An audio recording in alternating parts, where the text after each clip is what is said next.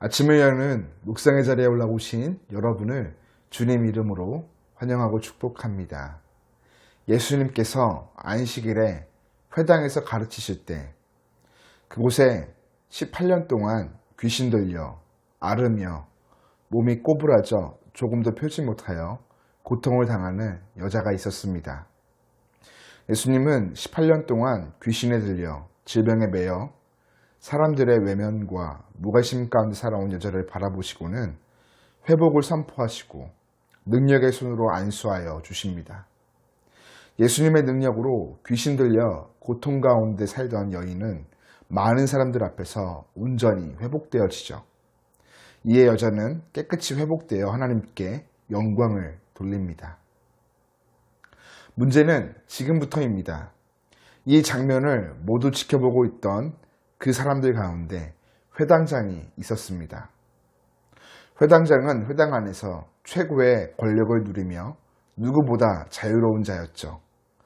회당장은 예수님께서 안식일에 여자의 병을 고치시는 것에 대하여 공개적으로 화를 냅니다. 회당장이 화를 낸 것은 당시 안식일에 일하는 것이 율법에 어긋나는 일이었기 때문입니다. 예수님의 행동이 율법에 어긋난 것이라고 지적하는 것이죠. 회당장의 관심은 한 생명의 치유와 회복보다 한 주간을 나누고 안식일에 일을 하지 못하게 막는 것에 맞추어져 있었습니다.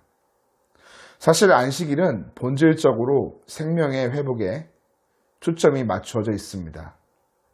안식일은 자유와 생명, 안식을 누리는 날이죠. 그리고 이러한 안식일의 진정한 주인은 바로 예수님이십니다. 자유와 생명, 안식을 누리는 이날의 주인 되신 예수님께서 사랑으로 귀신 들린 여인의 삶을 자유케 하심에 이것을 회당장은 전통이라는 틀에 갇혀 제대로 보지도 못하고 그 의미 또한 깨닫지 못한 채 있는 것입니다.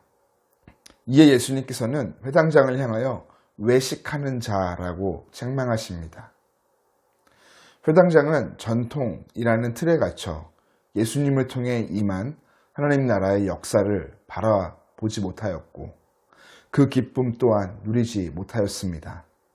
이러한 잘못은 오늘 말씀을 전하는 저와 같은 목사들이 가장 빠지기 쉬운 부분입니다.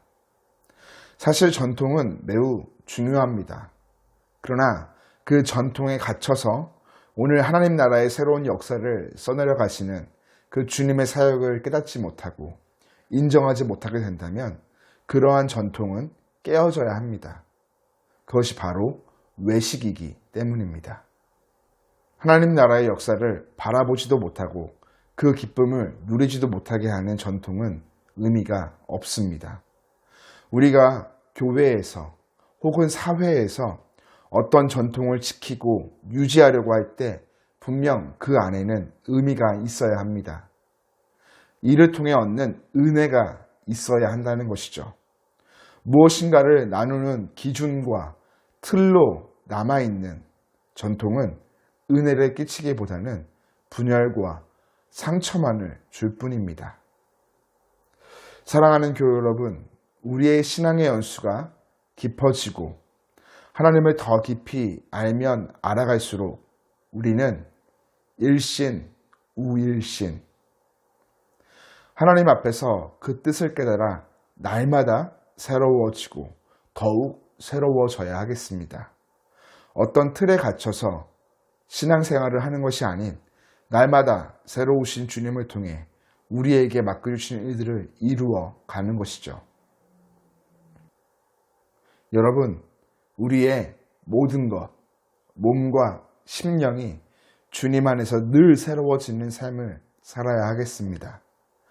새롭게 은혜로 시작한 우리의 하루, 주어진 자리에서 어제와 다르게 다양한 방법으로 우리를 통해 하나님의 나라를 확장시켜 가시는 주님을 경험하고 그 사랑을 드러내며 그 손에 붙들린 저와 여러분이 되기를 간절히 축복합니다.